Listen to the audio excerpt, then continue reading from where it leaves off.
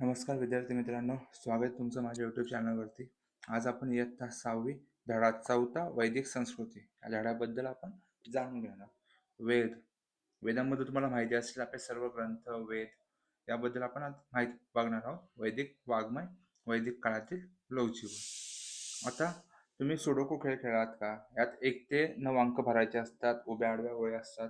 जेव्हा संगणक नव्हतं, कॅल्क्युलेटरही नव्हतं, तेव्हा वैदिक गणित त्यातली अनेक सूत्रे या पुस्तकात मांडलेली होती. म्हणजे कॅल्सी शिवाय आपले जे पूर्वज होते ते गणित सोडवत होते. तर पाहूया आता आपण या धड्यामध्ये काय काय सांगितलेलं आहे. ज्या काळात वीज, संगणक व मोबाईल नव्हते, अशा काळात ज्ञान विज्ञानात प्रगत असलेली संस्कृती आपल्या देशात होती. वैदिक संस्कृती आपल्या भारताची जुनी आणि समृद्ध संस्कृती आहे. वेद या ग्रंथामध्ये त्या काळातील लोक काय शिकायचे, त्यांची जीवनशैली कशी होती, त्याचे सुंदर वर्णन केलेलं आहे.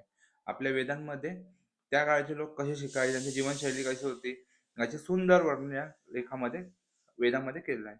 वैदिक संस्कृतीच्या लोकांना ज्ञान कसे प्राप्त झाले असेल, वेद म्हणजे काय, त्या काळातील समाजरचना कशी होती, वैदिक परंपरा अजूनही अस्तित्वात आहे का, गणित, विज्ञान, योग, आयुर्वेद अशा अनेक विषयांचे ज्ञान त्यांना प्राप्त होते का? चला आपण जाणून घेऊया हे ज्ञान कुठून आले आणि आपल्याला काय सांगून गेले. या सर्वांची माहिती आपल्याला या धड्यामध्ये बघायचं आहे.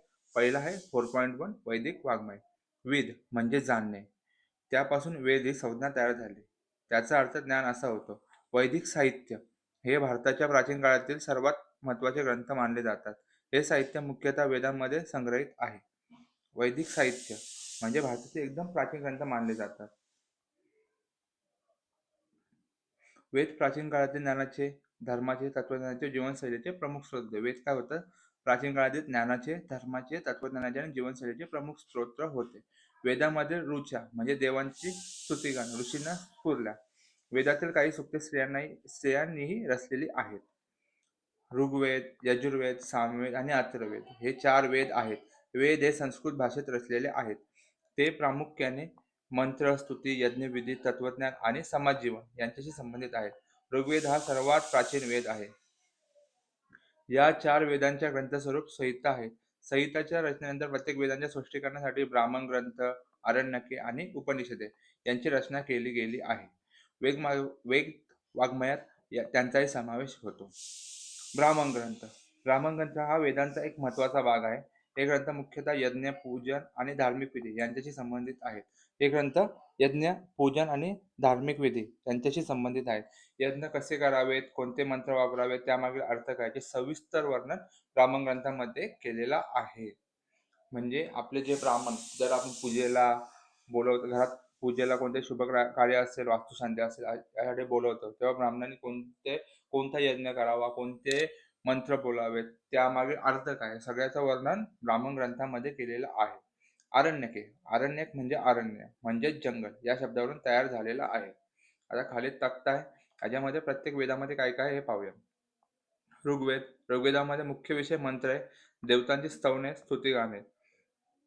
वैशिष्ट्य अग्नी, इंद्र, वरुण यांसारख्या देवतांची स्तोत्र आहेत. महत्व प्राचीन वेद देवतांचे स्तुतिगान आणि यज्ञाचे महत्व शिकवतो. ऋग्वेदामध्ये देवांची स्तवने आहेत सगळे. त्याच्यामध्ये अग्नी, इंद्र, वरुण या देवतांची स्तोत्रे आहेत. प्राचीन वेद देवतांचे स्तुतिगान व यज्ञाचे महत्व शिकवतो.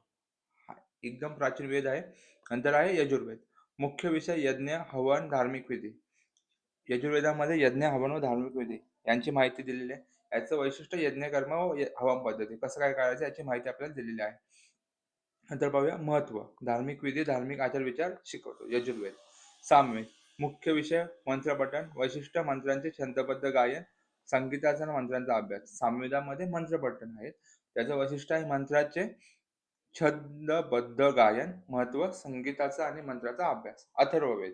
मुख्य विषय जीवनशैली, कृषी, औषधोपचार. वैशिष्ट्य औषधोपचार, घरगुती हवन पद्धती. महत्व आरोग्य, औषधे आणि घरगुती उपाय, जीवनोपयोगी ज्ञान या संबंधीचा विचार मांडतो. अथर्ववेदामध्ये आरोग्य, औषधे, घरगुती उपाय याबद्दलची माहिती, औषधोपचार, घरगुती हवन पद्धती. मुख्य विषय याचा आहे जीवनशैली, कृषी आणि औषधोपचार. आता आरण्यके. हे ग्रंथ अरण्यात राहणाऱ्या साधकांसाठी रचले गेले. या ग्रंथांमध्ये यज्ञाच्या अर्थांबद्दल, ध्यान, साधना व आत्मज्ञान या संबंधीचे विचार या आरण्यके या ग्रंथामध्ये मांडलेले आहेत. उपनिषदे. गुरुजवळ बसून ज्ञान मिळवणे असा उपनिषद या शब्दाचा अर्थ आहे. या ग्रंथामध्ये आत्मा, परमात्मा, ब्रह्म आणि विश्व यांचे तत्वज्ञान सांगितले आहे. उपनिषदांमध्ये दैनंदिन जीवनाच्या पलीकडे जाऊन व्यावहारिक ज्ञानावर भर दिला आहे. उपनिषदांमध्ये गुरुजवळ बसून आपण ज्ञानाचं ग्रहण केलं पाहिजे. हा उपनिषद या शब्दाचा अर्थ आहे. या ग्रंथामध्ये आत्मा, परमात्मा, ब्रह्म, विश्व यांचे तत्वज्ञान याची सर्व माहिती सांगितलेली आहे. सांगा पाहू, या वेदात मुख्यतः देवतांची स्तवने आहेत तर ऋग्वेद, यज्ञ करण्यासाठी यजुर्वेद, या वेदातील स्तवने स्वरबद्ध केले आहेत तर सामवेद आणि घरगुती उपचार, आरोग्य यासाठी अथर्ववेद. आता पाहूया वैदिक काळातील लोक जीवन. वैदिक काळ दोन विभागात विभागला जाईल. पूर्व वैदिक काळ आणि उत्तर वैदिक काळ. पूर्व वैदिक काळ साधारणपणे इसवी सन पूर्व 1500 ते इसवी सन पूर्व 1000. पूर्वच्या वेळी आपण उलटे येतो 1500 पासून 1000, इसवी सन पूर्व 1000 असा मानला जातो. या काळाची माहिती आपल्याला मुख्यतः ऋग्वेदातून मिळते. या काळातील लोकजीवन पशुपालनावर आधारित होते. हळूहळू शेतीची सुरुवात झाली. त्या काळी गाय ही मुख्य संपत्ती मानली जात. जेव्हा हा काळ चालू होता तेव्हा गाय ही आपली प्रमुख संपत्ती मानली जायची आणि शेती व्यवसाय किंवा शेती करण्यासाठी सध्या सुरुवात झाली होती. तर दुसरा काळ आहे उत्तर वैदिक काळ, इसवी सन 1000 ते इसवी सन पूर्व 600 असा मानला जातो. या काळात वैदिक लोकांनी गंगेच्या खोऱ्यात स्थलांतर केले आणि तेथे स्थायिक झाले. तेव्हा ते लोक गंगेच्या खोऱ्यामध्ये म्हणजे गंगेच्या मैदानामध्ये स्थलांतरित झाले, तिथे स्थायिक झाले. शेती, व्यापार, हस्तकला अधिक विकास झाला. या काळामध्ये नगरांचा उदय झाला आणि याच काळामध्ये नगर या शब्दाचा उदय झाला आणि नगरांचा उदय झाला. आता वैदिक काळ, पूर्व वैदिक काळ इसवी सन 1500 ते इसवी सन पूर्व 1000 आणि उत्तर वैदिक काळ इसवी सन पूर्व 1000 ते इसवी सन पूर्व 700 असा आहे. आता त्या काळातली कुटुंब रचना, समाज रचना कशी होती ते पाहूया. वैदिक काळात कुटुंब हा समाजाचा सर्वात महान घटक होता. प्रत्येक कुटुंबात वडील, आई, मुले, आजी-आजोबा व इतर नाती सर्व राहत असत. आताप्रमाणेच त्या काळातील समाज पितृसत्ताक होता व कुटुंबातील सर्व निर्णय घेण्याचा अधिकार कुटुंब प्रमुखाकडे होता. कुटुंब प्रमुखाला गृहपती असे म्हटले जाई. आता वैदिक काळात कुटुंब हा समाजाचा सर्वात लहान घटक होता. म्हणजे कुटुंबापासून सुरुवात होईल समाजाची. प्रत्येक कुटुंबात आई, वडील, मुले, आजोबा इतर नातेवाईक हे सर्व असतातच. आणि आताप्रमाणे आताही पितृसत्ताक म्हणजे पुरुष प्रधान तेव्हाही होतं वैदिक काळातील जीवन. कुटुंब प्रमुखाला गृहपती म्हणलं. कुटुंब प्रमुखाला काय म्हणतो आपण? गृहपती. कुटुंबातील इतर सदस्य कुटुंब प्रमुखाच्या आज्ञेचे पालन करत. अनेक कुटुंब मिळून ग्राम वसाहत व गावे तयार होत असत. अनेक गावे मिळून राज्य बनत असे. गावाच्या प्रमुखाला ग्रामणी व राज्याच्या प्रमुखाला राजा म्हणत. राज्याच्या प्रमुखाला राजा, गावाच्या प्रमुखाला ग्रामणी असे म्हणत. आणि अनेक गावे मिळून राज्य होत. अनेक गावे मिळून जे बनवत होते राज्य म्हणजे त्याला आपण जन बोलत असे. समाजातील सर्वांना धर्म, सत्य, न्याय यांचे पालन करणे आवश्यक मानले जात असे. लोक परस्परांशी सहकार्याने प्रेमभावाने वागत. प्रत्येक व्यक्तीला समाजात विशिष्ट जबाबदारी स्थान होते. वैदिक समाजात ब्राह्मण, क्षत्रिय, वैश्य व शूद्र हे 4 वर्ण होते. किती वर्ण होते? ब्राह्मण, क्षत्रिय, वैश्य, शूद्र असे 4 वर्ण होते. वैदिक काळात शिक्षण ही समाजातील अत्यंत महत्वाची गोष्ट मानली जात असे. विद्यार्थ्यांना गुरुकुल पद्धतीने शिक्षण दिले जात असे. म्हणजेच ते गुरुच्या आश्रमात राहून शिकत व गुरु समोर बसून अध्ययन करत. विद्यार्थ्याला गुरुकुलात शिस्तबद्ध जीवन जगायला शिकवत असे, जेणेकरून ज्ञान, नैतिकता आणि कर्तव्यनिष्ठा यांचा आदर्श ठेवून समाजात ते कर्तव्य करतील. आता त्या काळाचे शिक्षण गुरुकुल पद्धत होती. म्हणजे गुरुचा जिथे ठिकाण असेल, गुरु निवास असेल, तिथे जाऊन आपल्याला शिकायचं. गुरुकुलात शिस्तबद्ध जीवन जगायची पद्धत होती आणि जेणेकरून आपण तिथे शिकल्या ज्ञान, नैतिकता आणि कर्तव्यनिष्ठा याचा आदर्श समाजात ठेवून आपण काम करू शकू. हे बघा, गुरुकुल अशी पद्धत होती. गुरुच्या घराजवळ गुरु सोबत बसून आपण ज्ञान ग्रहण करत होतो. गुरु हे आदर्श जीवन जगण्यासाठी मार्गदर्शक होते. विद्यार्थी वेद, गणित, खगोलशास्त्र, आयुर्वेद, नीतिशास्त्र आणि युद्धकला यांचा अभ्यास करत. शिक्षणाचा उद्देश केवळ ज्ञान मिळवणे नव्हे तर नम्रता, शिस्त, धर्म आणि आत्मनियंत्रण ही मूल्ये आत्मसात करणे असा होता. शिक्षणाचा उद्देश तेव्हाचा काय होता? ज्ञान मिळवणे, फक्त ज्ञान मिळवणे नाही तर नम्रता, शिस्त, धर्म व आत्मनियंत्रण हे मूल्य आत्मसात करायचं होतं.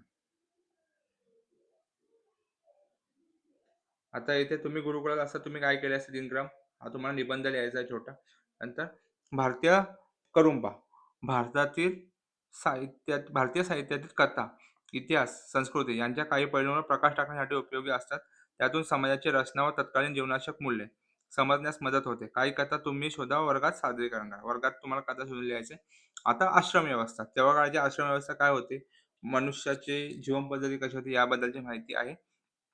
प्राचीन भारतातील वैदिक संस्कृतीत आश्रम व्यवस्था अस्तित्वात होती. या व्यवस्थेमध्ये व्यक्तीच्या आयुष्याचे 4 आदर्श टप्पे मानले जाते. प्रत्येक आश्रमात विशिष्ट कर्तव्य उद्दिष्ट होते. म्हणजे हे जे 4 आदर्श टप्पे होते आश्रम व्यवस्थेत, ते 4 आश्रम काय आहेत बघूया. ब्रह्मचर्य आश्रम. ब्रह्मचर्य आश्रम आयुष्याचा पहिला टप्पा मानला आहे. या टप्प्यात मुलांना गुरूंच्या देखरेखीखाली शिक्षण घेणे आवश्यक होते. या काळात विद्यार्थी मन लावून अध्ययन करत असतात. पहिला टप्पा आहे ब्रह्मचर्य आश्रम. इथे विद्यार्थी मन लावून गुरूच्या देखरेखीखाली म्हणजे गुरूच्या अंडर ते शिकत असत. नंतर आहे गृहस्थाश्रम. शिक्षण पूर्ण झाल्यावर व्यक्ती गृहस्थाश्रमात प्रवेश करत असे.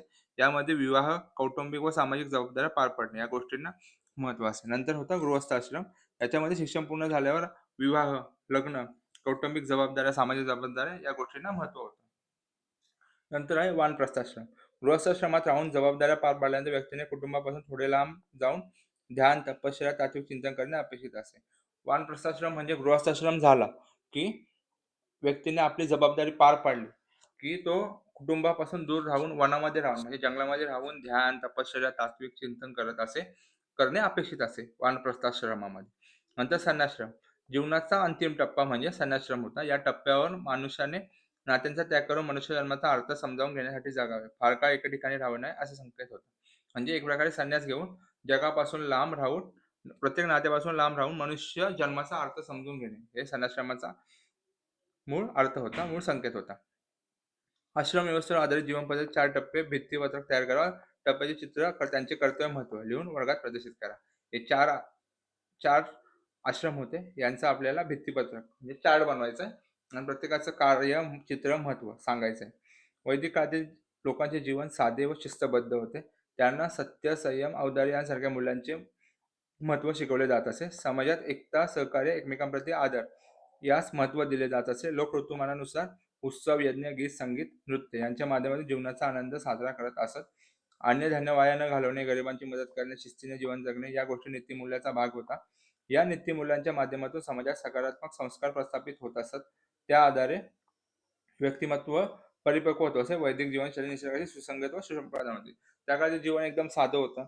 सत्य, संयम, औदार्य यांसारख्या मूल्यांचं लोकांना पालन होतं. ते शिकवलं जातं, ते पाळत असत.